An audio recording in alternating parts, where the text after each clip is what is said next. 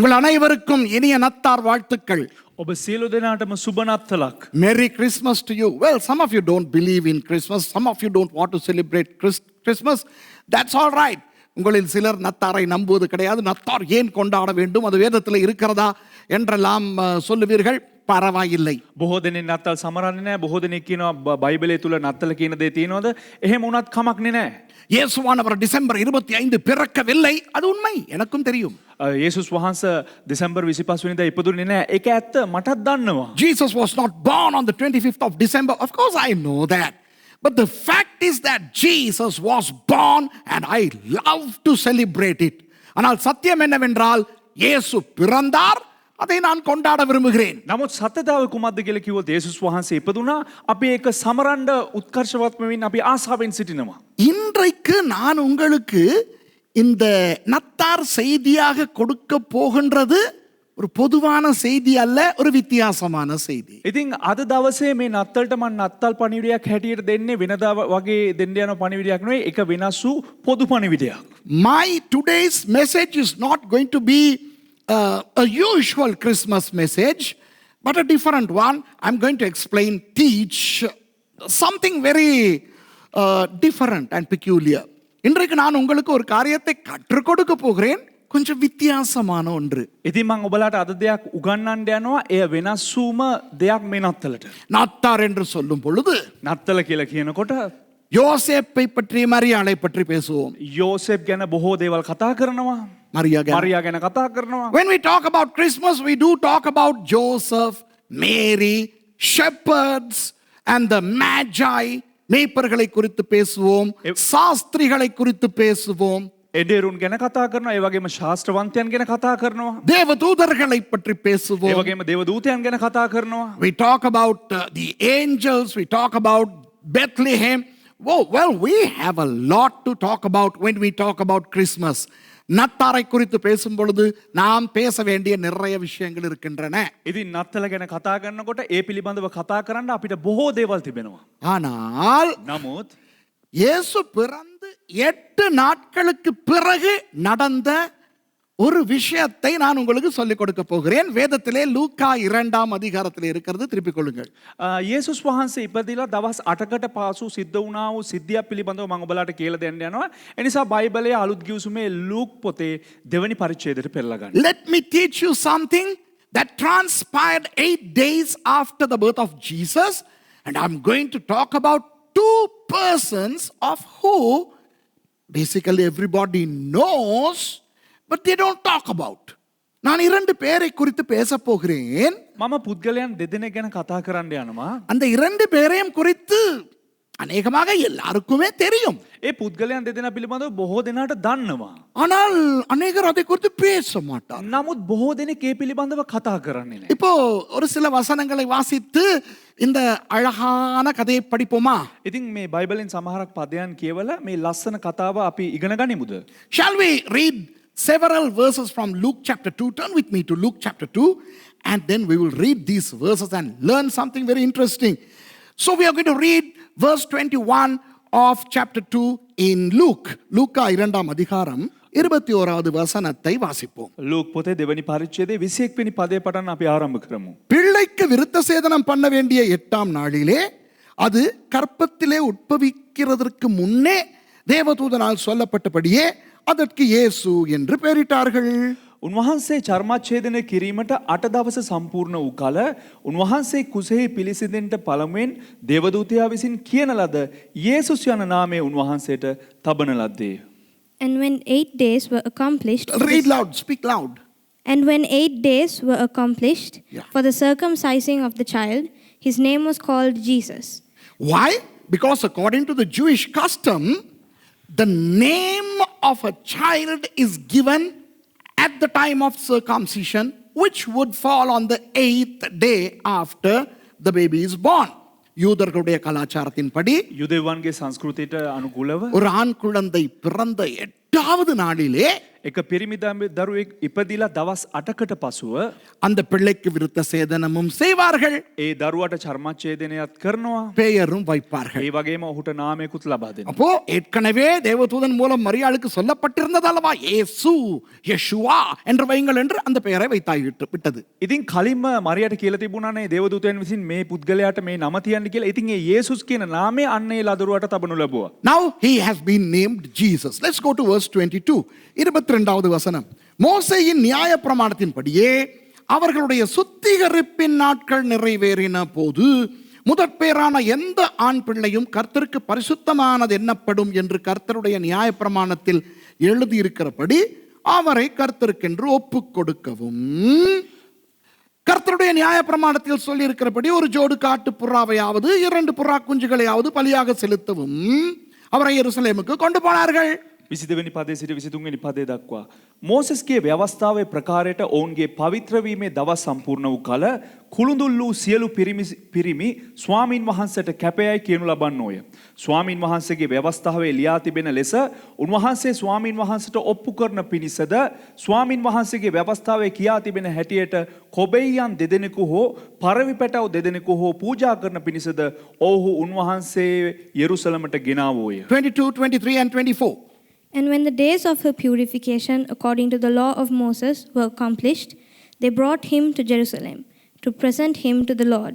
As it is written in the law of the Lord, every male that openeth the womb shall be called holy to the Lord, and to offer a sacrifice according to that which is said in the law of the Lord, a pair of turtle doves or 2 young pigeons. கூடுதலான தகவல்கள் தேவையில்லை. බොහෝ විස්තර අවශ්‍ය නැහැ. I don't want to get into too much detail here, but a woman after childbirth has to go to the temple, usually 40 days after she gives birth to a male child or 80 days after she gives birth to a girl child. Now, இப்போ ஒரு தாய் பிள்ளை பெற்றவுடன் එක මවකට දරුවෙක් හම්බුන ගමන් ஆண் பிள்ளையானால் 40 நாட்களுக்கு பிறகு, පිරිමි දරුවෙක් නම් දවස් 40කට පසුව பெண் பிள்ளையானால் 80 நாட்களுக்கு பிறகு ගැහැණු දරුවෙක් නම් දවස් 80කට පසුව தேவாலயத்துக்கு போய் பலி கொடுத்து தன்னை சுத்திகரித்துக் கொள்ள வேண்டும். දේවමාලිගාවට ගිහිලා පූජාවන් දීලා තමව පිරිසුදු කරගන්න අවශ්‍යයි. அடுத்தது முதல் பிறந்த பிள்ளையை ஆண்டவரிடத்திலிருந்து கிரயத்துக்கு மீட்டுக் கொள்ள வேண்டிய ஒரு சடங்கும் இருக்கிறது. ඒ වගේම පළවෙනිම ඉපදෙන්න දරුවා දෙවියන් වහන්සේ වෙතින් කුළුඳුලාව නැවත දෙවියන් වහන්සේගෙන් නැවත තමන්ට බාර ගන්න ඕන සිරිතක් තියෙනවා. There is the redemption of the firstborn in the Jewish tradition, because the firstborn belongs only to God. So you have to offer a sacrifice and redeem that child back unto themselves. தங்களுக்கென பெற்றாருக்கென அந்த பிள்ளையை அவர்கள் மறுபடி எடுத்துக்கொள்ள வேண்டிய சடங்கு இருக்கிறது. තමන්ට කියලා දෙමව්පියන්ට කියලා ලබා ගන්න ඕන චාරිත්‍රයක් යුදෙව්වන්ගේ අතරතුර තිබෙනවා. இப்படிப்பட்ட 3 காரணங்களுக்காக அவர்கள் எருசலேம் தேவாலயத்துக்கு போனார்கள். මෙවන් වූ කාරණාවන් 3ක් හේතු 3ක් නිසා වෙන උන් යෙරුසලම් දේවමාලිගාවට ගියා. அது அல்ல செய்தி. එය නෙවෙයි පණිවිඩය. Now for these 3 reasons they took Jesus, Joseph and Mary took Jesus and went to the temple in Jerusalem. Now that's not our talk here. Our talk begins now in verse 25. இதோ 25வது வசனத்திலே நம்முடைய கதை தொடங்குகிறது. මෙන්න 25 වෙනි පදයට සමග අපේ කතාව පටන් ගන්නවා. அப்பொழுது சிமியோன் என்னும் பெயர் கொண்ட ஒரு மனுஷன் எருசலேமில் இருந்தான். බලව යෙරුසලමෙහි සිමියොන් නම් මිනිසෙක් සිටියේය. And behold, there was a man in Jerusalem whose name was Simeon. Now we are introduced to a man called Simeon. Simeon என்கிற ஒரு மனுஷனை அறிமுகமாகிறோம். දැන් මේ ස්ථානයේ සිමියොන් කියන මිනිසෙක්ව හඳුන්වා දෙනවා. யார் இவர்? කවුද මොහු? எருசலேமிலே இருந்தார் என்று ஏன் விசேஷமாய் சொல்ல வேண்டும்? ඇයි විශේෂිත වූ ආකාරයෙන් ඔහු යෙරුසලමේ සිටියා කියලා පවසන්නේ? Why would this man's name be given, and why should Luke, the gospel writer, mention that this person was in Jerusalem? I'm going to talk to you about this man. இவரை குறித்து நான் உங்களுக்கு சொல்லி கொடுக்க போகிறேன். මොහු ගැන ඔයාලට කියලා දෙන්න යනවා. பைபிள் எங்க இருக்கு? ஐயோ கேட்காதீங்க அப்பா. බයිබලේ කොහෙද තියෙන්නේ කියලා මගෙන් අහන්න එපා. Don't ask me where is it in the Bible. இது மிஷ்னாவில இருந்து நான் உங்களுக்கு கற்றுக் கொடுக்க போகிறேன். இது சரித்திரம். I'm going to teach you from Mishnah, which is a Talmudic thing. It's history. මේ මිශ්නා පොතෙන් අරගෙන උගන්වන්න යන්නේ ඒ ඉතිහාසෙ තිබෙන ඒ බයිබලයට අදාළ දෙයක් නොවේ. இவருடைய முழு பெயர் මොහුගේ සම්පූර්ණ නම ஷிமியோன் பாக் பாக் ஹில்லேல். මොහුගේ සම්පූර්ණ එක වාර කියන්න බෑ. ඔන්න කියන්න ඕනේ නෑ. මම කිව්වනේ. ஷிமியோன் அதற்கு முன்னே ரப்பான் ஷிமியோன் பாக் ஹில்லேல். Hello? Hey, those of you who know Hebrew, look at this, okay? Rabban, Shimeon, Bach, Hillel. அதாவது இவருடைய முழு பெயரின் அர்த்தம் என்னவென்றால் එනම් මොහුගේ සම්පූර්ණ නමේ අර්ථය කුමක්ද කිව්වොත් இவர் ஒரு ரப்பான். මොහු එක රබාන්. அதாவது ஆலோசனை சங்கத்தின் தலைவர். එසේ නොමැතිනම් මන්ත්‍රණ සභාවේ නායකයා. Rabban means the leader of the rabbis or the leader of the Sanhedrin council. Ooh.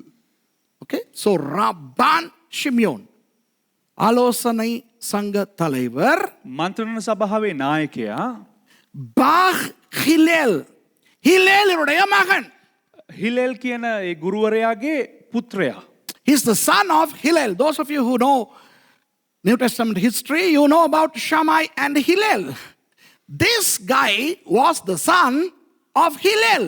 இப்போ வேதத்தை கொஞ்சம் நன்றாய் தெரிந்தவர்களுக்கு தெரியும் ஷமாய் ஹிலேல் என்ற அந்த பெரிய ரெண்டு பேரை பற்றி தெரியும். බයිබලය ගැන හොඳට දන්න අයට දන්නවා මේ හිලෙල් ශමායි කියන පුද්ගලයන් දෙන්න පිළිබඳව. அதுல ஹிலேலுடைய மகன் இவர். හිලෙල් කියන පුද්ගලයාගේ පුත්‍රයා තමයි මේ සිමියෝන්. அப்படியானால் இவருடைய மகன் யாராய் இருந்திருக்க வேண்டும்? එසේනම් මොහුගේ පුත්‍රයා කවුරු වෙන්න ඕනද? கமாலியல். ගමාලියෙල්. Which means this Shimeon was the father of Gamaliel, who was the teacher of the apostle Paul before he became Paul when he was Saul of Tarsus. அதாவது பவுலடியார் இருக்கிறாரே, එනම් පවුල් තුමා සිටිනවනේ. அவருடைய குருநாதர் பவுலடியார் சவுலாய் இருந்த காலத்தில் அவருக்கு ஒரு குருநாதர் இருந்தார். அவர்தான் கமாலியல். පවුල් තුමා සාවුල් වෙලා ඉන්න කාලේ ඔහුට සිටියා එක ශ්‍රේෂ්ඨ ගුරුවරයෙක්. ඒ ගුරුවරයා තමයි ගමාලියෙල්. அந்த கமாலியலை பற்றி உங்களுக்கு நேரம் இருக்கும் பொழுது அப்போஸ்தலர் 5ஆம் அதிகாரத்திலே பாருங்களேன். ගමාලියෙල් ගැන ඔබට වෙලාව තියෙන අවස්ථාවේදී ක්‍රියාපොතේ 5 වෙනි පරිච්ඡේදය බලන්න. When you have time, you can read about Gamaliel in Acts chapter 5, how he was a very influential Sanhedrin. அவர் ஆலோசனை சங்கத்தின் ஒரு முக்கிய அங்கஸ்தவராய் இருந்ததை நீங்கள் அப்பொழுது பார்ப்பீர்கள். ඔබට එවිට දැනගන්න පුළුවන් ඔහු මන්ත්‍රණ සභාවේ ඉතා වගකීම් දරුව ධූරයක් දරුවා කියලා. அப்போ கமாலியலின் அப்பா ஹிலேலின் மகன் இந்த ஷிமியோன்.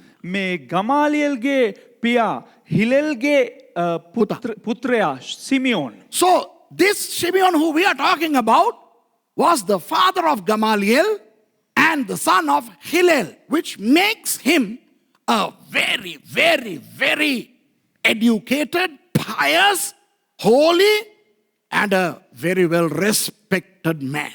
அப்போ அப்படியானால் அவர் ஒரு கௌரவம் வாய்ந்த, එසේනම් ඔහු ඉතා ගෞරවාන්විත, ஒரு படித்த, ඒ වගේම හොඳට අධ්‍යාපනය ලැබූ, மக்கள் எல்லாம் அவரை மதித்த ஒருவராய் இருந்திருக்க வேண்டும். සෑම ජනතාවගේම ගෞරවයට පාත්‍ර වූ පුද්ගලයෙක් වශයෙන් සිට තිබෙනවා. அப்போ அவருடைய பெயர் என்ன?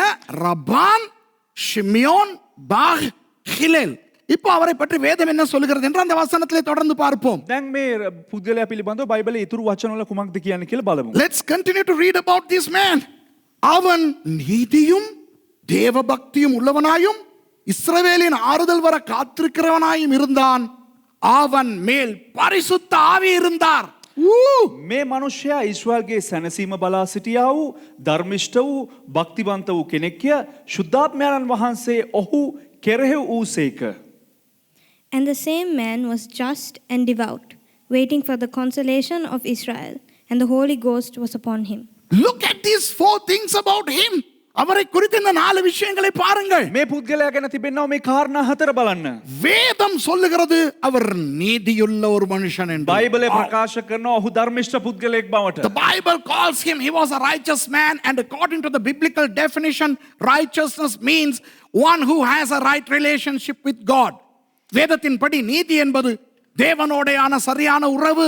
බයිබලට අනුකූලව ධර්මිෂ්ඨයි කියලා කියන්නේ දෙවියන් වහන්සේත් සමග හරියට තබාගෙන තිබෙනා ওই සම්බන්ධතාවය පිළිබඳව. தேவனோடு நல்ல உறவிலே அவர்கள் யாரும் இருக்காத காலத்தில் இவர் இருந்தார் என்றால் எப்படிப்பட்ட ஒரு பரிசுத்தவானாய் இருந்திருக்க வேண்டும். දෙවියන් වහන්සේත් එක්ක හොඳට සම්බන්ධතාවයක් තබාගත්ත නැති කාලයක මිනිසයන් විසින් මොහු දෙවියන් වහන්සේත් එක්ක සම්බන්ධතාවයක් තබාගෙන ධර්මිෂ්ඨයි කියලා බයිබලයේ සනාථ කරනවා නම් ඔහු කෙබඳු පුද්ගලයෙක් විය යුතුද? In an apostate Israel, if this man is called a righteous man, imagine how pious and holy he should have been.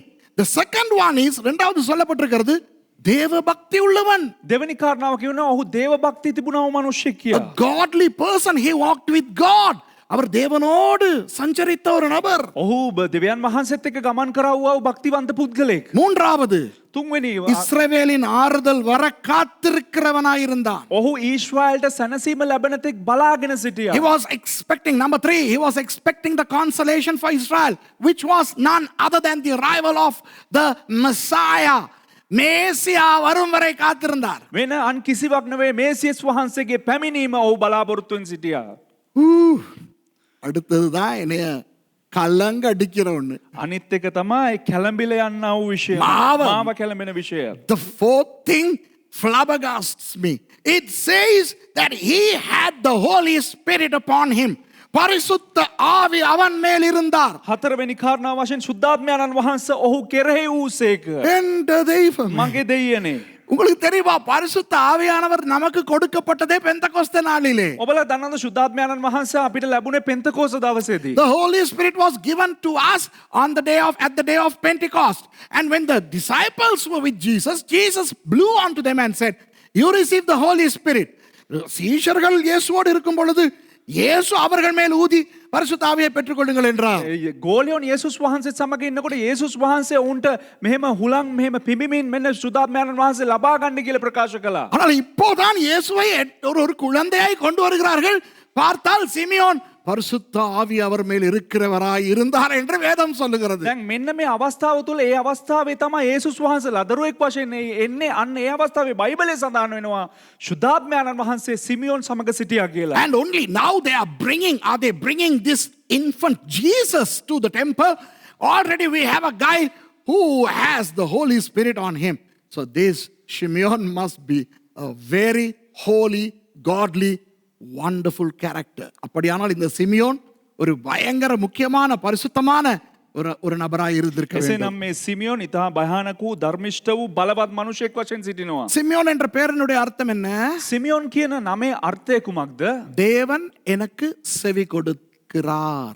දෙවියන් වහන්සේ මට ඇහුම්කම් දෙනවා. What is the meaning of the name Simeon? God has heard me. அப்போ ஒரு முக்கியமான ஒரு நல்ல ஆசீர்வாதமான நபர். உங்களுக்கு புரிகிறதா? දැන් උතර ඔබලට වැටහෙනවද ඔහු හොඳ ආශිර්වාදමත් පුද්ගලයෙක්? Can you imagine how important this man would have been? Look at verse 26. 26 பாருங்களே. 26 වෙනි පදේ බලමු. கர்த்தருடைய கிறிஸ்துவை நீ காணும் முன்னே மரணம் அடைய மாட்டாய் என்று பரிசுத்த ஆவியினாலே அவனுக்கு அறிவிக்கப்பட்டும் இருந்தது. ස්වාමින් වහන්සේගේ ක්‍රිස්තුස් වහන්සේ දකින්ට පළමුවෙන් ඔහු මරණය නොදක්නේ කියා ශුද්ධාත්මයන්න් වහන්සේ විසින් ඔහුට එළිදරව් කර තිබුණේය. And it was revealed unto him by the Holy Ghost that he should not see death before he had seen the Lord's Christ. இந்த நாட்களிலே பெந்தகோஸ்தே கிறிஸ்தவர்கள் நம்மில் அநேகர் சொல்வார்கள், பரிசுத்த ஆவியானவர் எனக்கு உணர்த்தினார், பரிசுத்த ஆவியானவர் எனக்கு பேசினார் என்று. சூப்பர், நல்லது.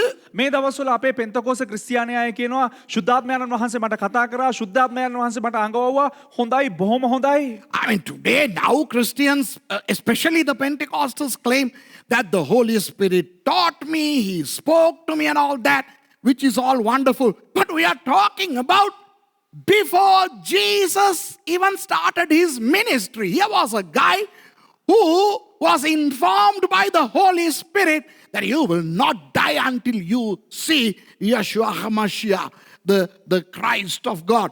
அப்போ இயேசு இன்னும் ஊழியத்தை தொடங்கவில்லை, அவர் இன்னும் பாலகனாய் இருக்கிறார். මේ යේසුස් වහන්සේ තාම සේවය පටන් ගත්තේ නැහැ. උන්වහන්සේ ලදරුවෙක් වගේ ඉන්නවා. ஆனால் பரிசுத்த ஆவியானவர் இந்த சிமியோனுக்கு சொல்லி இருக்கிறார். නමුත් මේ ශුද්ධාත්මයන්න් වහන්සේ සිමිயோන්ට කියලා තියෙනවා யெஷுவா ஹமஷியாவை, அதாவது இயேசு கிறிஸ்துவை நீ காணும் வரை சாக மாட்டாய். යේසුස් ක්‍රිස්තුස් වහන්සේ නැත්නම් මේසියස් වහන්සේ නුඹ දකින තුරු නුඹ මැරෙන්නේ නැහැ කියලා. தீர்க்கதரிசியா இருந்திருக்க வேண்டும். අනාගත වක්තෘවරයෙක් වශයෙන් ඉන්න අවශ්‍යයි ඔහු. No, he must be a prophet in his own right.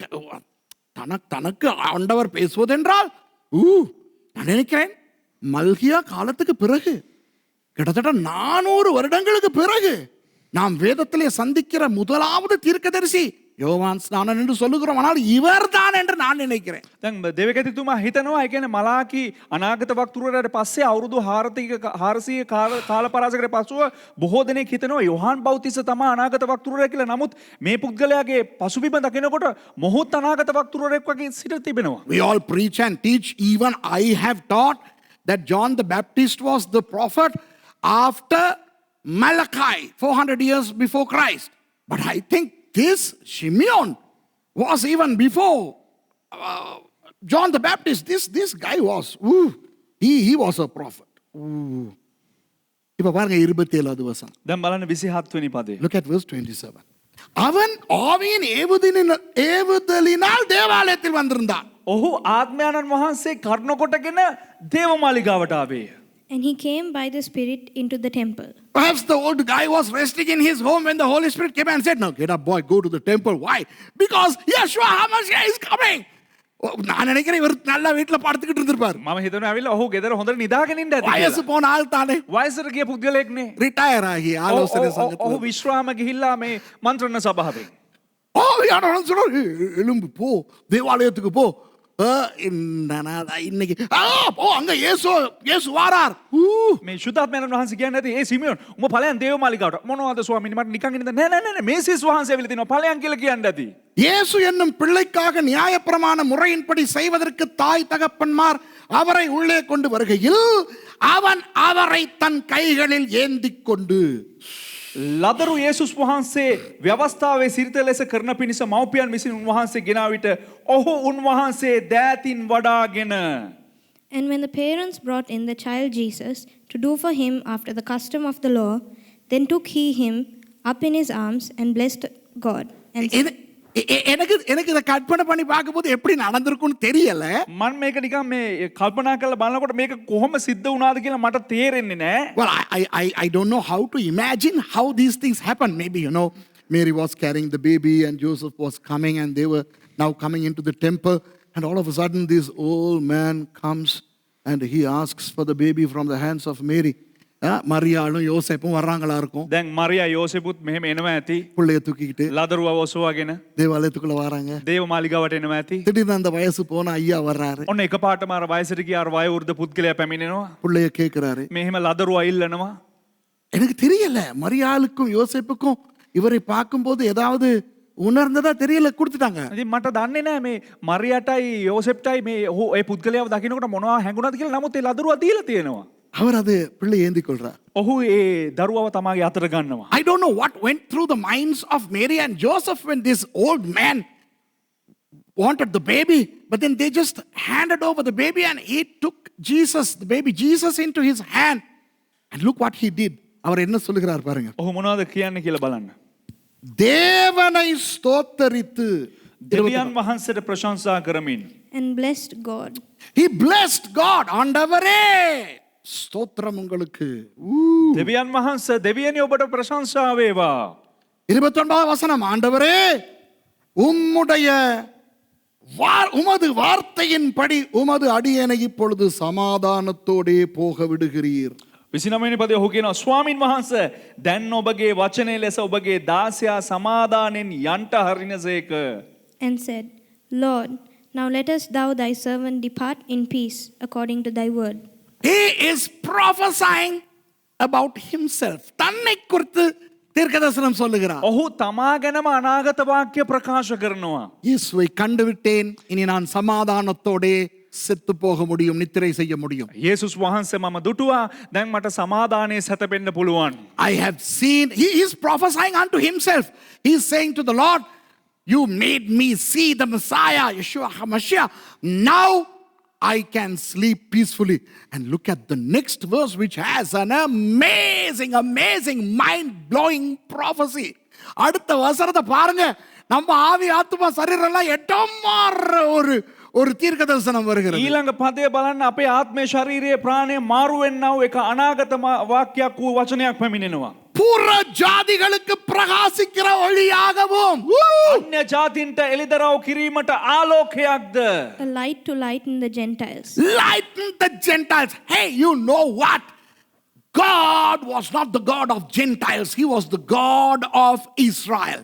தேவன் புறஜாதியாருடைய தேவனாய் இருக்கவில்லை, அவர் இஸ்ரவேலின் தேவனாய் இருந்தார். දෙවියන් වහන්සේ අන්‍ය ජාතින්ගේ දෙවියන් වහන්සේ පමණක් නෙවෙයි, උන් වහන්සේ ඊශ්‍රායෙල්හි දෙවියන් වහන්සේයි. பழைய ஏற்பாட்டிலே ஏத்தியர்களா இருக்கட்டும், எபூசியர்களா இருக்கட்டும், யாருக்காவது இஸ்ரவேலின் தேவன் வேண்டும் என்றால் அவர்கள் யூதர்களாக தங்களை மாற்றிக்கொள்ள வேண்டும்.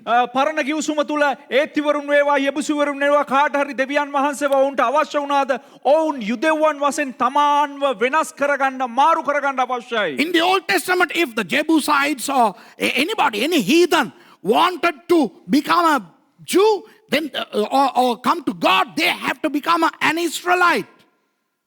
And in the New Testament, they are the proselytes. If the Greeks wanted to have the God of Israel, they have to convert into Judaism. புதிய ஏற்பாட்டிலே கூட අලුත් කිව්සුමේ පවා கிரேக்கர்களுக்கு இஸ்ரவேலின் தேவன் வேண்டுமென்றால் ග්‍රීකවරුන්ට ඊශ්‍රායෙල්ගේ දෙවියන් වහන්සේ අවශ්‍ය නම් அவர்கள் யூதர்களாய் மாற வேண்டும். ඔවුන් යුදෙව්වන් වශයෙන් පරිවර්තනය වෙන්න අවශ්‍යයි. ஆனால் இயேசுவானவர் தான் புற ஜாதிகளுக்கும் தேவனாய் வந்தார். නමුත් යේසුස් වහන්සේ තමා අන්‍ය ජාතින්ටත් දෙවියන් වහන්සේ ලෙස පැමිණියේ. Only Jesus came even for the Gentiles. What does John 3:16 say?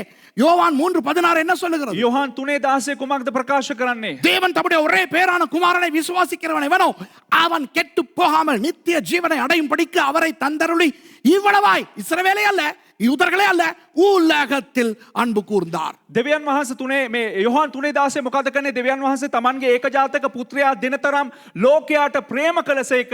මේ කියන්නේ ඊශ්‍රායෙල් වරුන්ට නෙවෙයි, ඒ කියන්නේ කාටද? ලෝකේ ඉන්න හැම මිනිසෙකුට, හැම අන්‍ය ජාතිකයෙකුටම. For God so loved not just Israel, not just the Jews, but the world that he gave his only begotten son, so that whosoever, Israelite, Tamil, Sinhala, English, yellow, green, black, anybody believeth in him shall not perish but hath everlasting life. But even long before this revelation came to be known, Shimeon prophesies it.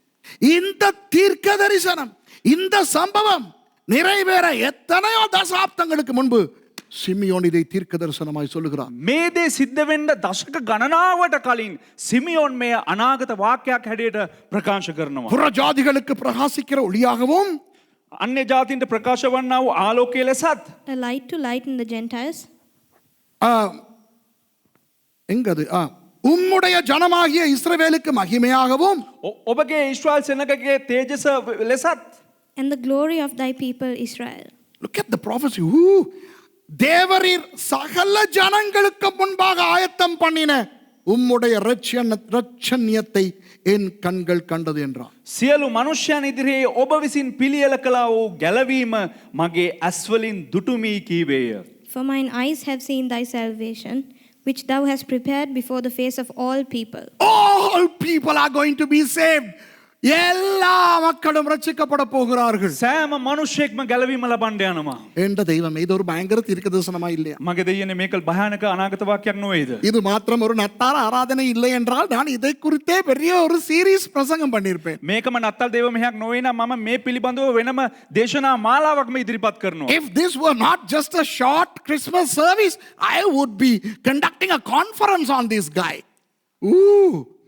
Look at the response of Joseph and Mary. யோசேப்புக்கும் மரியாளுக்கும் என்ன நடக்கிறது என்று அடுத்த வசனத்திலே பாருங்க. යෝසෙප්ටත් මරියාට කුමක්ද සිද්ධ වෙන්නේ කියලා ඊළඟ වචනේ බලන්න. அவரை குறித்து சொல்லப்பட்டவர்களுக்காக யோசேப்பும் அவருடைய தாயாரும் ஆச்சரியப்பட்டார்கள். උන්වහන්සේ ගැන කී කාරණාවලට උන්වහන්සේගේ පියාද මෑණියෝද මවිත වෙමින් සිටියෝය. And Joseph and his mother marveled at those things which were spoken of him. ஆனால் இப்பொழுது இந்த பெரிய சிமியோன் ஒரு பயங்கர தீர்க்கதரிசி என்பதனை அடுத்த வசனம் நிரூபிக்கிறது. නමුත් මේ විශාල මහා සිමියෝන් ඔහු අනාගත වක්තෘරයෙක් කියා ඊළඟ පදයේ ඔප්පු කරනවා. Now this next verse, I was waiting for her to read, confirms that he is a prophet, a great prophet. Look at verse 34 and verse 35. බලන්න. 34 35 பார்ப்போம். 34 වෙනි පදේ සහ 35 වෙනි පදේ අපි බලමු. பின்னும் சிமியோன் அவர்களை ஆசீர்வதித்து, සිමියෝන් ඔවුන්ට ආශිර්වාද කර And Simeon blessed them. listen, the first person to bless Joseph and Mary as a couple after the birth of Jesus was Simeon. இயேசு பிறந்ததற்கு பிறகு යේසුස් වහන්සේ ඉපදුනාට පසුව யோசேப்பையும் மரியாளையும் ஆசீர்வதித்த முதல் நபர் இந்த சிமியோன். යෝසෙප්පයි මරියාවයි ආශිර්වාද කරන ප්‍රථම පුද්ගලයා මේ සිමියෝන්. அவருடைய தாயாகிய மரியாளை நோக்கி, இதோ அநேகருடைய இருதய சிந்தனைகள் வெளிப்படத்தக்கதாக இஸ்ரவேலில் அநேகர் விழுகிறதற்கும் எழுந்திருக்கிறதற்கும் விரோதமாய் பேசப்படும் அடையாளமாவதற்கும் இவர் நியமிக்கப்பட்டிருக்கிறார். උන්වහන්සේගේ මව මරියට කතා කොට බලව මේ ලදරුවා ඊශ්‍රායෙලි බොහෝ දෙනෙකුගේ වැටීම පිණිසත් නැගිටීම පිණිසත් විරුද්ධව කතා කරනු ලබන පිණිසත් ලකුණක් පිණිස නියම වී සිටී. And said unto Mary his mother, Behold, this child is set for the fall and rising again of many in Israel, and for a sign which shall be spoken against. இது இயேசுவின் வாழ்க்கையையும் ஊழியத்தையும் பற்றின தீர்க்க தரிசனம். මෙය යේසුස් වහන්සේගේ ජීවිතයත් ඒ වගේම සේවයත් පිළිබඳව එක් අනාගත වාක්‍යයක්. This is a prophecy about the life and the ministry of Jesus. And look at verse 35. 35 சொல்லுகிறது, உன் ஆத்துமாவையும் ஒரு பட்டயம் உருவி போகும் என்றான். 35 වෙනි පදය බලන්න. නුඹේම ආත්මයට කඩුවකින් අනිනු ලැබේ. Yea, a sword shall pierce through thy own soul also. This is a prophecy about the gruesome hilasmos death of Jesus, which is going to hurt Mary big time. மரியாளை பயங்கரமாய் வேதனைப்படுத்த போகிற அந்த இயேசுவின் பயங்கரமான மரணத்தை இது காட்டுகிறது. මරියාව බොහෝ ලෙස වේදනාවට පත් කරන්න යන යේසුස් වහන්සේගේ භයානක වූ මරණය පිළිබඳව මෙම ස්ථානයේ මතක් කර දෙනවා. இதுல ஒரு பயங்கரமான, இதுல இல்லாத ஆனால் இருக்கிற ஒரு தீர்க்க தரிசனம் இருக்கிறது தெரியுமா? මෙම ස්ථානයේ නැති ඒ වගේම භයානක වූ තිබෙන්නා වූ අනාගත වාක්‍යයක් තිබෙනවා ඒ දන්නවද? මාර වැඩේ කියන්නේ ඒක මෙතන නෑ හැබැයි තියනවා. You know, there is a prophecy in this verse which is not there, but it's there. Shall I show you? யோசேப்பு அந்த இயேசு மரிக்க முன்பு செத்து விடுவார். யோசேப்பு உயிரோடு இருக்க மாட்டார் என்ற தீர்க்கதரிசனம் இதற்குள்ளே அடங்கி இருக்கிறது. ඒ කියන්නේ යෝසෙප් මරියතුමිගේ ස්වාමි පුරුෂයා යෝසෙප් ජුසේතුමා එතුමා යේසුස් වහන්සේගේ කුරුසිපත් වීමේ දවස් වලට කලින් මිය යයි කියන අනාගත වාක්‍යය උතන තියෙනවා. Here is a prophecy which indicates that Joseph, the husband of Mary, would be gone, would be dead long before Jesus dies. Why? Because Simeon is saying this only to Mary. You will see that. This sword will come into you. You will be hurt. Why not Joseph? Because he's not going to be in town. He's not going to be there. அப்ப இங்க என்ன சொல்லுகிறார் அவர்? දැන් මෙම ස්ථානයේ මොනවද ඔහු කියන්නේ? உன் ஆத்துமாவை, மரியாளுக்கு உன் ஆத்துமாவை, නුඹේ ආත්මයට කියලා කවුද සඳහන් කරන්නේ? මරියාට. ஒரு பட்டயம் உருவி போகும். කඩුවකින් අනිනු ලැබේ.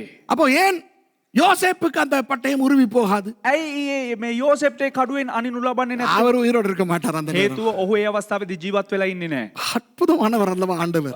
හරි පුදුමයි නේ දෙවියන් වහන්සේ. Are you not excited about the magnificence of God? தேவனுடைய வல்லமையை குறித்து உங்களுக்கு ஒரு ஆச்சரியம் இல்லையா? දෙවියන් වහන්සේගේ බලය ගැන ඔබට පුදුම හිතෙන්නේ නැද්ද? அதுதான் ஷிமியோன். ඒ තමයි සිමියෝන්. ரபான் ஷிமியோன் பாக் ஹிலேல். இப்போ அவரை பத்தி நான் சொன்னது போதும், நேரம் போகுது. දැන් රබාන් සිමියෝන් ගැන කියපු දේ ඇති. இப்போ now it's enough that we have seen about Shimon. I think did you enjoy this? Those of you who are here, did you enjoy this? இது உண்மை ஆசீர்வாதமா இருக்கா? புதுசா இருக்கா? எத்தனை பேருக்கு புதுசா இருக்கு? කී දෙනෙකුට මේක අලුතෙන් තිබෙනවද? කී දෙනෙකුට මේක ආශිර්වාදයක් වුණාද? For how many people is it new? What about you, Pastor Tushar? Is it new? Yes. Absolutely new. Yes. Does it blow your mind? Yep. உங்களை குழப்புதா? அது குழப்பணும். ஓகே. ஏன்னா யாரும் உங்களை பத்தி பேசுறது இல்ல. ඇයි කිව්වොත් කවුරුත් මේ ගැන කතා කරලා නැහැ. I mean, nobody talks about these important people. Well, let's talk about another grandma. A grandma. இன்னொரு ஆச்சி அம்மாவை பத்தி நாங்க பார்ப்போம். பாட்டி அம்மா. තවත් මේ ආච්චිගේ නැත්නම් මිත්තණියක් ගැන බලමු. 36வது வசனம். 36 වෙනි පදය. ஆசேருடைய கோத்திரத்தாளும் பானுவேலின் குமாரத்தியுமாகிய அன்னாள் என்னும் ஒரு தீர்க்கதரிசி இருந்தாள். තවද ආශේර්ගේ ගෝත්‍රයේ පානුවෙල්ගේ දුව වූ ඉතා වයස්ගත වූ ආනානම් අනාගත වක්ත්‍රයක් සිටියාය. And there was one Anna, a prophetess, the daughter of Phanuel of the tribe of Asher. Amazing. ஐயோ ஆச்சரியம்டா. හරිම පුදුමයි. இந்த ஆன்டிக்கு பேர் இந்த இந்த பாட்டி அம்மாவை பைபிளே தீர்க்கதரிசின்னு கூப்பிடுது. මේ අත්තම්මට බයිබලේ අනාගත වක්තෘරයක් කියලා කතා කරනවා. The Bible itself calls her a prophetess. You know, just like the Bible calls Miriam a prophetess. Miriam அவரை நெஃபியான்னு கூப்பிடுதே, ஒரு தீர்க்கதரிசினி என்று கூப்பிடுகிறதே வேதம். හරියට බයිබලේ පරණ කිව්වේ මිරියම්ට අනාගත වක්තෘරයක් කියලා කතා කරනවා වගේ. மிரியம், அப்புறம் தெபோராள், அப்புறம் ஹல்டா, இப்படி ஒரு சில பெண் தீர்க்கதரிசினிகள் இருந்தார்கள். அது போல இந்த அண்ணாவும் ஒரு தீர்க்கதரிசினி. මිරියම්, දෙබෝරා බයිබලේ සමහරක් අනාගත වක්තෘරයන් සිටියා වගේ මේ තැනැත්තියටත් අනාගත වක්තෘරයෙක් ලෙස ආමන්ත්‍රණය කරනවා. Just like Miriam, Deborah was a prophetess and a judge. And then Huldah and some other women prophetesses. Hannah was a prophetess. Amazing. In the New Testament, before Jesus shows up, there is a prophetess. Yes, வரதுக்கெல்லாம் முந்தி, யோவான் ஸ்நானம் வரதுக்கெல்லாம் முந்தி ஒரு தீர்க்கதரிசி ஆட்சி, ஒரு பாட்டி இருக்குது. යේසුස් වහන්සේ එන්නත් කලින් ඒ වගේම යොහන් බෞතිස්තේ එන්නත් කලින් අනාගත වක්තෘරයක් අලුත් ගිවිසුම තුල සිටිනවා. இவங்களுடைய அப்பாட பேர் கொடுத்திருக்கு, புருஷன் பேர் கொடுத்துல. මොහුගේ පියාගේ නම දීලා තිබෙනවා, නමුත් ස්වාමි පුරුෂයාගේ නම දීලා නැහැ. மௌகே නෙවෙයි, மேயகி. මෑගේ සමාව වෙන්න. The name of her father is mentioned, but not the husband. I don't know why. I don't know. Anyway, let's talk about the father. அப்பாட பேர் என்னமா? பானுவேல். පියාගේ නම කුමක්ද කියලා කිව්වොත් එමි ස්ථානයේ සඳහන් වෙන්නේ பானுவேல். පානුයෙල්ගේ. හරි. සිංහලෙන් පාන්නේ. Phanuel. Come on. Phanuel? Yeah, I mean, in English it's Phanuel, you know, the character in a fan. And in Sinhala is Kana Panuel. පානුවෙල්. Come on, prashna enna? Let me tell you the meaning of the name. அந்த பெயரின் அர்த்தத்தை சொல்லுகிறேன். ඒ නමේ අර්ථය කියලා දෙන්නම්. பானுவேல் என்றால் தேவனுடைய முக பிரகாசம். ෆානුවෙල් කියලා කියන්නේ දෙවියන් වහන්සේගේ මුහුණේ ප්‍රකාශය. උද්දීපනය. This Banuel means the expressed face of God. Face of God. Let's say face of God. தேவனுடைய முகம் என்று வைத்துக் கொள்வோம். දෙවියන් වහන්සේගේ මුහුණ කියලා අපි කියමුකෝ. அன்னாள் என்ற பெயர் உண்மையாக ஹன்னா. அதனுடைய அர்த்தம் என்னவென்றால் கர்த்தருடைய கிருபை. ආනා නම් නමේ අර්ථකථනය දෙවියන් වහන්සේගේ අනුග්‍රහය. Anna actually means Hannah, which means the grace of the Lord. Wow, that was the name of Samuel in the Samuel's mother in the Old Testament. Elkanah's wife. அந்த சாமுவேலுடைய அம்மா இருந்தாங்களே பழைய ஏற்பாட்டில், அவங்களுக்கும் அதுதான் பேர். පරණ කිව්වේ සාමුවෙල්ගේ මව හිටියානේ හන්නා, ඇයටත් ඒ නමම තමයි තිබෙන්නේ. இப்போ இவர்களை பற்றின ஒரு விசித்திரமான தகவலை வாசித்தோம். දැන් මොවුන් ගැන එක මෙයා ගැන. මෑ ගැන එක විස්තරාත්මක අපි දෙයක් කියවුවා. නෑ අමුතු දෙයක් කියවුවා. ඒක නෝට් කරාද? Did you notice that we read something very precarious about this lady? What is that? Which tribe does she belong to? இவர் எந்த கோத்திரத்தை சேர்ந்தவர்? ஆசேருடைய கோத்திரம். ආශේර්ගේ ගෝත්‍රයට අයත් වූ තැනැත්තිය. The tribe of Asher. Excuse me. How can an Asherites be in Israel during the time of Jesus? ஒரு ஆசேர் கோத்திரத்து பெண் இயேசுவின் காலத்தில் இஸ்ரவேல்ல எப்படி இருக்க முடியும்? කොහොමද ආශේර්ගේ ගෝත්‍රයේ කෙනෙක් යේසුස් වහන්සේගේ කාලය තුල ඊශ්‍රායලේ ඉන්න පුළුවන්? Pastor Tushar, what a history தானோ? You know church history, biblical history. உங்களுக்கு நல்லா வேத சரித்திரம் தெரியும் இல்லையா? ஆசேர் கோத்திரம், அதாவது யாக்கோபினுடைய 8வது மகன் ஆசேர். යාකෝබ්ගේ 8වෙනි පුත්‍රයා තමයි ආශේර්. Asher was the 8th son of Jacob.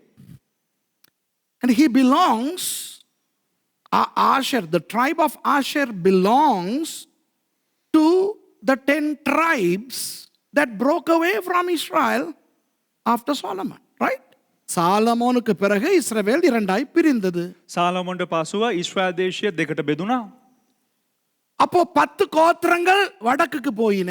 ගෝත්‍ර 10ක් උතුරට ගියා. அதிலே ஒரு கோத்திரம் தானே ஆஷேர். එයින් එක ගෝත්‍රයක්නේ ආශේර් කියලා කියන්නේ. இப்ப அந்த 10 கோத்திரங்களுக்கும் என்ன நடந்துச்சு பாஸ்டர் துஷார? ඒ ගෝත්‍ර டிரான்ஸ்லேட் කරලා ඊට පස්සේ උත්තරේ දෙන්න. ඒ ගෝත්‍ර 10ට මොකක්ද උනේ pastor Thushara? So Tushara, I'm asking you, what happened to those 10 tribes? ක්‍රිස්තු පූර්ව 722 අසිරියානුවන් ලෝකයේ හැමතැනම ඒ ගෝත්‍ර 10 ව්‍යාප්ත කරලා දැම්මා. In 722, now he's preaching and I am translating. In 722 BC, the Assyrians invaded the northern kingdom and they just dispersed the 10 tribes all over the world. Okay? கிறிஸ்துவுக்கு முன் 700 இப்ப அவர் பிரசங்கம் பண்றார், நான் அவர் சொன்னதை மொழிபெயர்க்கிறேன். அல்ல உண்மைதானே? கிறிஸ்துவுக்கு முன் 722ஆம் ஆண்டு வடக்கு ராஜ்யம் அந்த ஆஷேர் கோத்திரம் உட்பட ரூபன், சிமியோன், அந்த அந்த அந்த 10 அந்த கோத்திரங்களும் சிதறடிக்கப்பட்டு போய்விட்டன. அப்போ மிச்சம் இருந்தது எந்த 2 கோத்திரங்கள்? දැන් ඉතුරුනේ ගෝත්‍ර කීයක්ද? What were the 2 tribes that were left? Come on, Pastor Tushara. යුදා, Judah, Benjamin. Benjamin, that's all. And some people from Levi. Not all, but some Levites. யூதா கோத்திரம், பெஞ்சமின் கோத்திரம், கொஞ்சம் லேவியர்கள். යුදා ගෝත්‍රයත් බෙන්ජමින් ගෝත්‍රයත් ඒ වගේම ලෙවි වරුන්ගෙන් සුළු පිරිසක්. So the tribe of Yehuda, Judah, and the tribe of Benjamin, and then a little some Kohenites or the Levites from the tribe of Levi. Now we talked about Hillel, Shimeon, Bar Hillel, and Gamaliel. Now these all came from the tribe of Benjamin. இப்போ சிமியோனை பற்றி படித்தோமே முதல்ல. අපි සිමිயோන් ගැන කතා කරානේ. அவருடைய அப்பா ஹிலேல், ඔහුගේ පියා හිලෙල්. அப்புறம் சிமியோனுடைய மகன் கமாலியல், ඊට පස්සේ සිමිயோන්ගේ පුත්‍රයා ගමාලියෙල්. இவங்க எல்லாம் பெஞ்சமின் கோத்திரம். මොවුන් ඔක්කොමලාම බෙන්ජමින් ගෝත්‍රයට අයත්තුවන්. பவுலடியார் பெஞ்சமின் கோத்திரம். පාවුල්තුමාත් Benjamin ගෝත්‍රය. The apostle Paul was from the tribe of Benjamin. So Judah and Benjamin and some Levites were in Israel. அப்போ யூதா, பெஞ்சமின், கொஞ்சம் லேவியர்கள், இவர்கள் மாத்திரம் தானே இருக்க வேண்டும். යුදා බෙන්ජමින් ඒ වගේම ලෙවි ගෝත්‍රයේ සුළු පිරිසකුත් තමයි ඊශ්‍රායලේ දකුණු කොටසේ ඉතුරු වෙන්න අවශ්‍ය. கிறிஸ்துவுக்கு முன் 722 சிதறடிக்கப்பட்டு போன ஆசேர் கோத்திரத்தை சேர்ந்த ஒரு ஆட்சி அம்மா இயேசுவின் காலத்திலே தேவாலயத்திலே இருந்தது. ஒரு அதிசயம், ஒரு அற்புதம். எப்படி அவர் வந்தார் தெரியாது. ක්‍රිස්තු පූර්ව 722 දී ඊශ්‍රායලෙන් බෙදිලා ගියා වූ ඒ ගෝත්‍ර 10ට අයත් වූ ඒ ආශේර් ගෝත්‍රයේ ඒ වයස්ගත වූ වයෝවෘද්ධ කාන්තාව යේසුස් වහන්සේගේ කාලේ යෙරුසලම් දේවමාලිගාවේ සිටීම පුදුමයක් නොවේද? Isn't it a mind blowing, Holmanusiastic, there's no word called that. Okay, that was my creation. I mean, a flabbergasting fact to see an Asherites showing up after their tribe being completely distributed, don't know where in the world, in 722 BC. Well, this lady is in town after 725 years of their dispersion. அவர்களுடைய கோத்திரம் இல்லாமல் போய் 725 வருஷங்களுக்கு பிறகு இவங்களை பத்தி பேசியிருக்கேன். ඇගේ ගෝත්‍රය විසිරිලා ගිහිල්ලා අවුරුදු 725කට පස්සේ ඇගේ ගෝත්‍රය ගැන මේ ස්ථානයේ කතා කරනවා. Are you excited? ඔබලා පුදුමෙන්ද සිටින්නේ? இல்லையா? யாருக்கும் பெரிய சந்தோஷம் இல்லையா? කාටවත් ලොකු සන්තෝෂයක් නැද්ද? என்ன பாஸ்டர், கிறிஸ்மஸ்னா இயேசு மாட்டு தொழுவத்துல பிறந்தார். අනේ පාස්ටර් මොනවද මේ ක්‍රිස්මස් කියලා කියන්නේ? යේසුස් වහන්සේ ගාවලනේ ඉපදුනා. அதனால தேவதூதர்கள் எல்லாம் வந்துட்டு பாடினாங்க, க்ளோரியா டியோ. දේවදූතයෝ ඔක්කොම ඇවිල්ලා මෙහෙම තටු සලලා ගායනා කරා. அப்படின்ட்டு எங்களை திங்க அனுப்பாம, என்ன இது அண்ணாலா ஆசேரா? ඉතින් ඒ දේවල් ඔක්කොම කියන්නේ නැතුව ඉදිරිපත් කරන්න නැතුව හන්නලු ආශේර්ලු. For 2000 years we are preaching the same Christmas message. Let me try a new one. 2000 வருஷமா ஒரே கிறிஸ்மஸ் செய்தியை தானே கொடுத்துக்கிட்டு இருக்கிறோம். අවුරුදු 2030 එකම ක්‍රිස්මස් පණිවිඩනේ ඉදිරිපත් කරන්නේ. அது ஒரு வித்தியாசமான செய்தி. ඒ නිසා මේ වෙනස් වූ පණිවිඩයක්. ஆனா ஆசீர்வாதமா இருக்கா இல்லையா? නමුත් ආශිර්වාදවත්ම තියෙනවද නැද්ද? But isn't it a blessing? Praise God. Who I call Anna of this place a miracle woman. எனக்கு இந்த அண்ணா வந்து ஒரு ஆச்சரியமான ஒரு ஆள். මේ අනා කියන කාන්තාව මට එක ආශ්චර්යමත් වූ කාන්තාවක්. பாவம் அவங்க வந்து சின்ன காலத்துல கல்யாணம் கட்டி விதவையான ஒரு அக்கா, ஒரு ஆச்சி. පව් ඇය කුඩා කාලේ විවාහ වෙලා ඒ වගේම වැන්දබොක් බවට පත්වෙලා සිටියව එක මිත්තණියක්.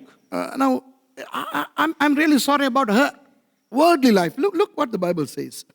அவள் கன்னிப்பிராயத்தில் விவாகமானது முதல் 7 வருஷம் புருஷனுடனே வாழ்ந்தவளும் அதிக வயது சென்றவளுமாயிருந்தாள். ආනනම් ඇ කන්‍යාවස්ථාවේ සිට 7 අවුරුද්දක් ස්වාමි පුරුෂයෙකු සමග වාසය කළාය. අවුරුදු 84ක්ම ඇ වැන්දබුවක්ව සිටියාය. ඇ දේවමාලිගාවෙන් අහක්ව නොගොස්. ඒකපා. read. She was of a great age and had lived with an husband 7 years from her virginity. She got married according to real scholars, not Google scholars, but according to real scholars, this lady got married around 12 or 13. அந்த Google காரங்க எல்லாம் நான் உண்மையான ஆராய்ச்சியாளர்களுடைய அடிப்படையிலே இவர் கிட்டத்தட்ட ஒரு 12-13 வயதிலே திருமணம் செய்தார்.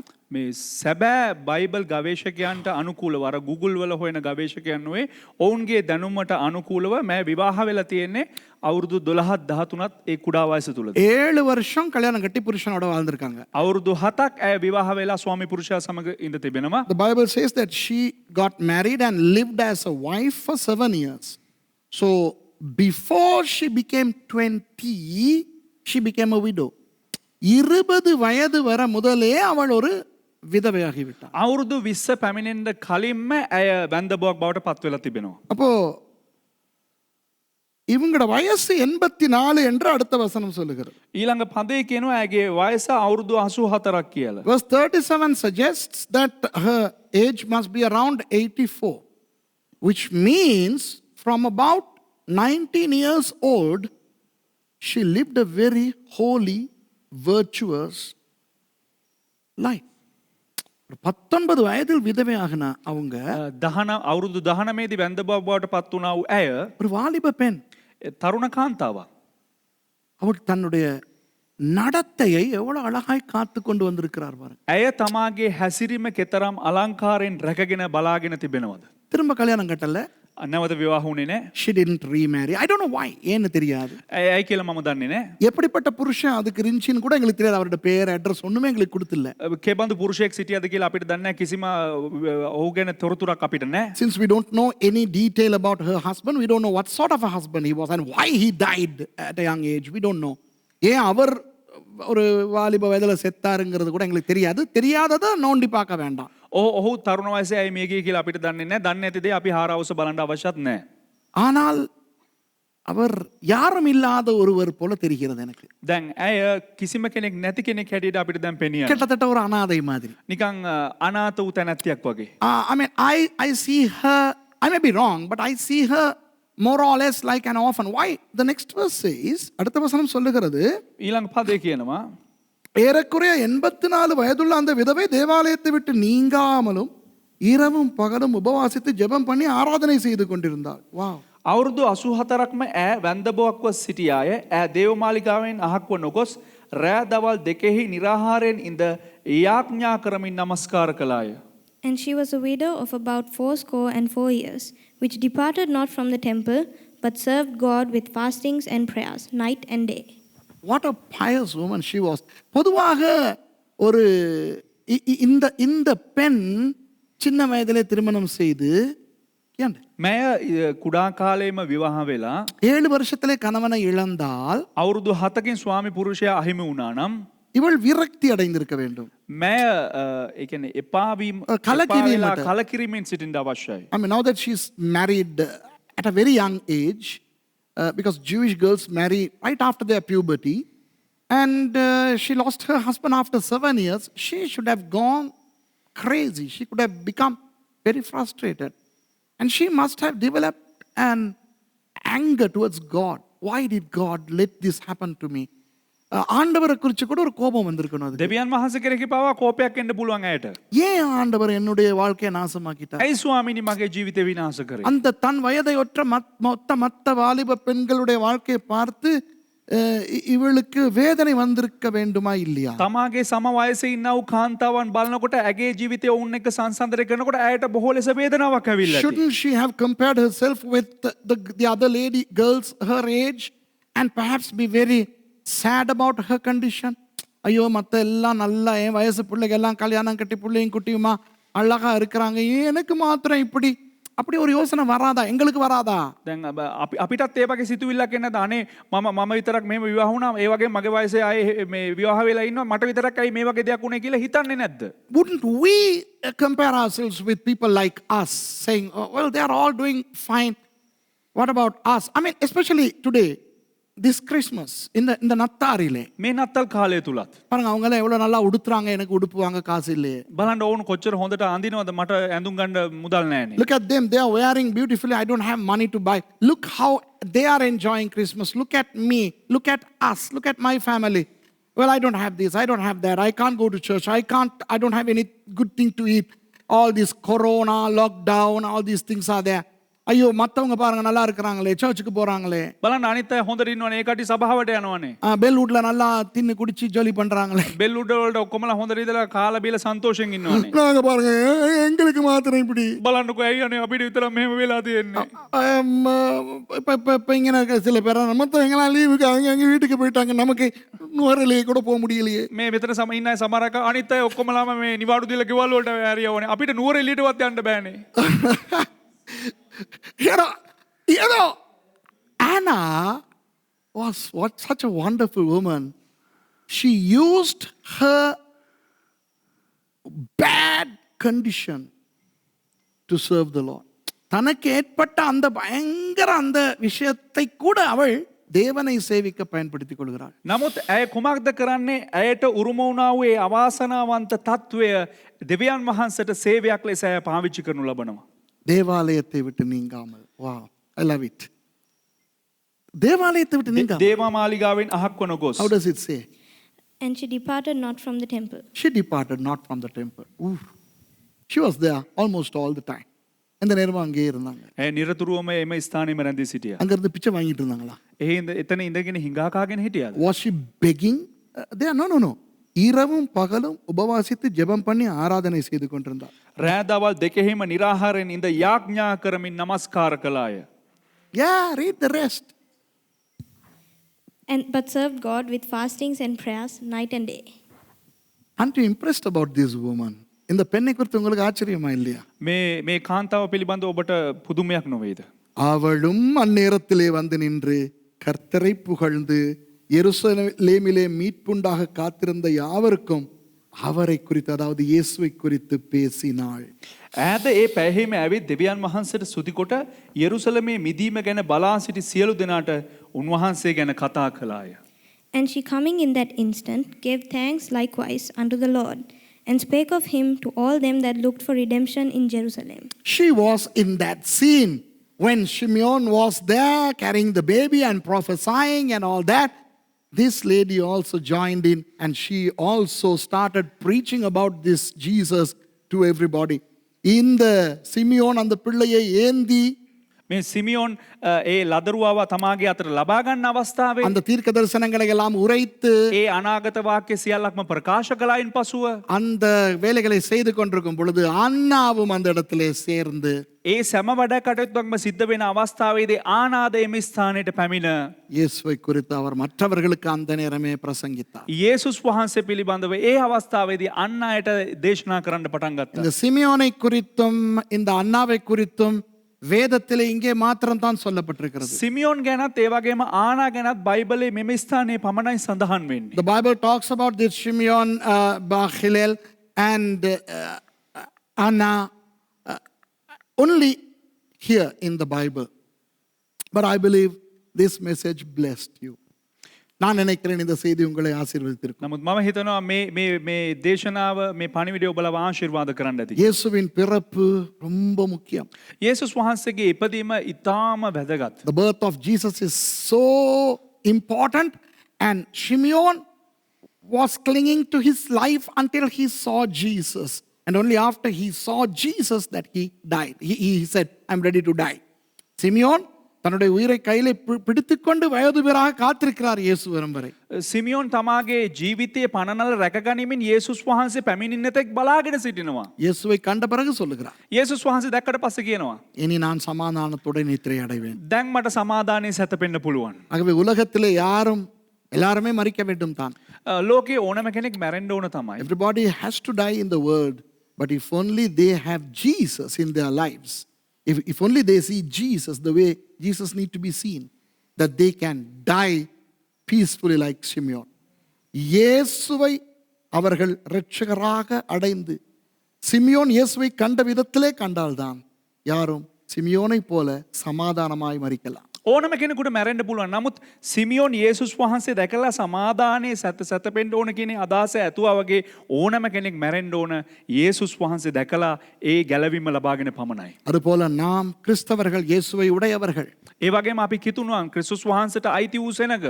அந்த அண்ணாவை போல நம்முடைய வாழ்க்கையில எதிர்பாராத இழப்புகள் வந்தாலும் நாம் ஆண்டவரை கைவிடாமல் அவரோடு சந்தோஷமாக வாழ வேண்டும். අනාගේ ජීවිතයේ හිතපු නැති අහිමිවී මාවා වගේ යේසුස් හරි අන්නගේ ජීවිතේ එවන් අහිමිවීම් නැතිවීම් ඇති වුණා වගේ අපි කිතුනුවන් අපේ ජීවිතයේ දේවල් නැති වුණත් අපි එදා ඒ අන්නා කරා වගේ අපි දෙවියන් වහන්සේව තදින් අල්ලගෙන අවසානත් එක් උන්වහන්සේත් එක්ක අපි ඉන්න ඕනේ. අන් අය සමග අපිව සංසන්දනය නොකර. We should not compare ourselves with others. But even if we lose important things in our lives, the way Anna lost her life, her husband, at a very young age, we have to, like Anna, be faithful to God to the end. இந்த நத்தார் உங்களுக்கு ஒரு இனிமையான நத்தாராக இருக்கட்டும். මේ නත්තල නොබලා සියලු දෙනාටම සුබ නත්තලක් වේවා. May this Christmas be a wonderful Christmas because the God of Simeon and the God of Anna is your God. அந்த சிமியோனுடைய அந்த அன்னாவினுடைய ஆண்டவர் உங்களுடைய ஆண்டவராக இருக்கு. මන්දයත් ඒ සිමියෝන්ගෙත් ඒ වගේ මේ අනාගේ දෙවියන් වහන්සේ නුබලාගේ දෙවියන් වහන්සේ. Happy Christmas, Merry Christmas. கர்த்தர் உங்களை ஆசீர்வதிப்பார். සුබ නත්තලක් දෙවියන් වහන්සේ ඔබලා ආශිර්වාද කරන May God bless you.